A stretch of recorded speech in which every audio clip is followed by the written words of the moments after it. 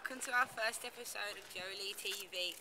As you can see, we're just on the beach in San Andrea, which is where we live, the small city where we live, and we're just on the beach, which is where we like to come most days, just to relax or go running or go for a walk. We decided for our first episode of Jolie TV we'd wear our professor glasses and look really smart. That's why she's wearing her red and I'm wearing my white glasses. And we are going to educate the world. We're going to change the world. Yeah, we want to change the world. Let's tell them how we're going to change the world.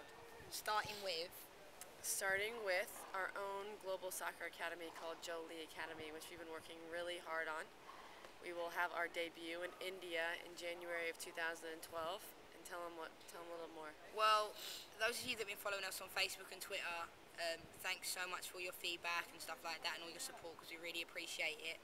And obviously those of you that took part in the question and answer session that we did last week, which was very overwhelming. Yeah. We thought it was great, and that was kind of like the benchmark for us to start Jolie. It's been in the pipeline for the last kind of 6 months, an idea Joe and I had, and in the future hopefully it's going to be huge, starting with India in January, as Joe explained. So let's tell them a bit about what we've been doing. Absolutely. Let's tell them about Spain and Barcelona and what we've learned here about the Spanish culture. What are some of the, I would say, most popular Spanish words that we hear all the time? Estamos. Without cursing. Cambios. Estamos. Our trainer likes to say estamos cambio all the time, which means ready, change, and that's when we're in the weight room. Yeah, and we're doing stretches or something. Our coach loves to say concentration. He says it over and over again. He likes talking a lot. Let's tell them how I thought he kept saying in 10 days. Oh, yes. But what he kept saying was, do you understand? Which in Spanish is, entiendes? Entiendes, do you understand? And Leanne thought he was saying in 10 days. So I she thought said to Joe, why does he keep saying, because when he says it, he doesn't say entiendes, he says in 10 days, like that.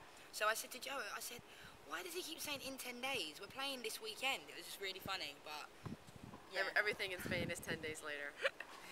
That's one thing we learned. But we actually really enjoy it. I mean, we've got great lives here.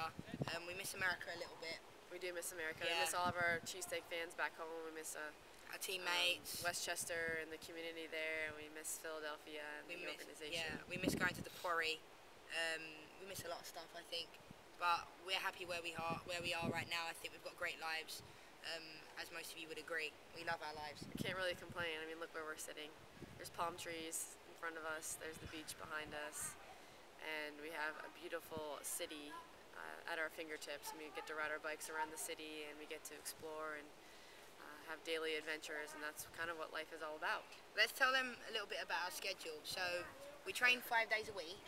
Yes, we do. Sunday we have games, but they're very early. So this is very different for Joe and I to maybe get acclimatized to, because me personally, the day of a game, I like to sleep in, relax, eat a couple of meals before we play, whereas here it's a little bit different. You have to be at the practice, at the field at like 10:30 for a 12 o'clock game, which is obviously a lot different to what we're used to, but I think it's going to take a little while to get used to that. But and on most days, what are we doing at 12 o'clock? Sleeping. We go to bed around 3 o'clock in the morning and wake up around 12, 12:30. And that's not through partying. It's a nocturnal lifestyle. It's through training. I think that because we train so late, which is fine. From 9:30 until 11. Sometimes until like 11:30, quarter to 12. Sometimes. Get home, yeah. And it's very different. And I think that when you train late and when you play games, especially, I think you've got like adrenaline and your body's like still, I don't know, in a different frame of mind.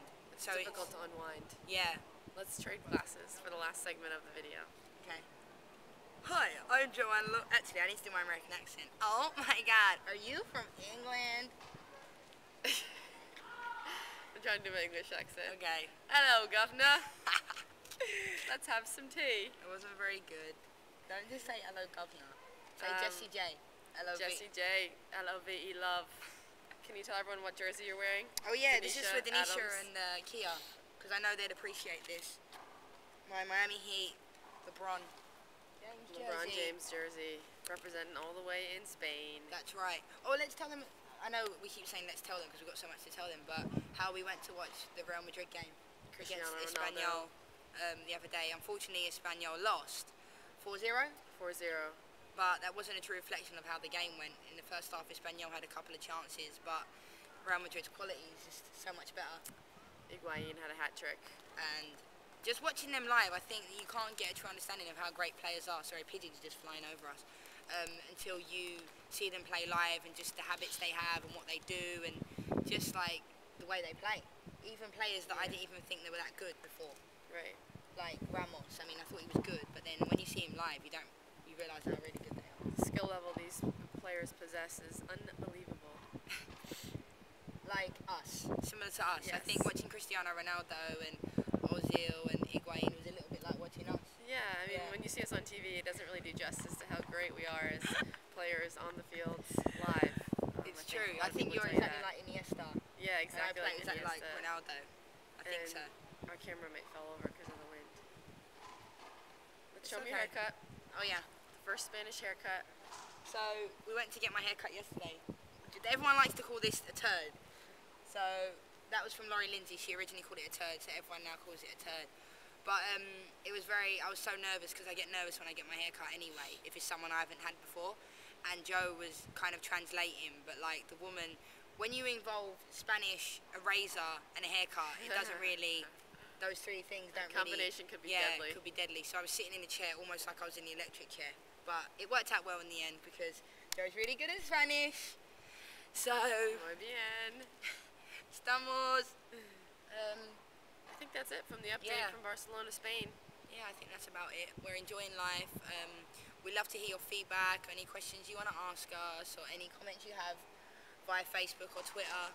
And like I said, we're going to keep you updated about the Jolie Academy, which is hopefully coming to a town near you.